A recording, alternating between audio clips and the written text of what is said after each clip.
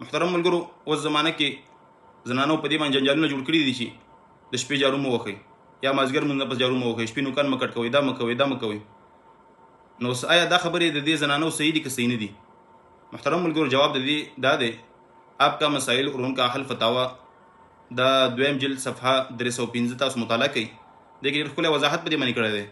بهرحال زنانه چې کومې خبرې کوي چې مازدیګر لمونځ نه پس جارو مه وهئ، د شپې جارو مه وهئ، نوکان مه کټ کوئ، دا مه کوئ، دا مه کوئ، دا خبرې غونډې بې دلیله دي.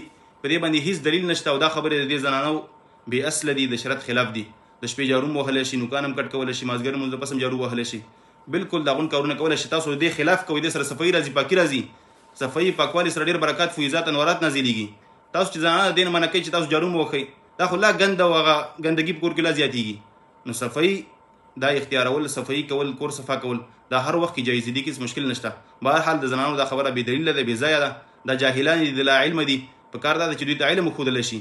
دا بس په دې فضولیاتو متعلق د شپې جارو مه وهئ، دا مه کوئ، دا فضول خبرې دي. د شپې جارو وهل، نوکان کټ کول، مازدیګر لمونځ نه پس جارو وهل، دا ټول جایز دي. دا مختصر وضاحت مو دې متعلق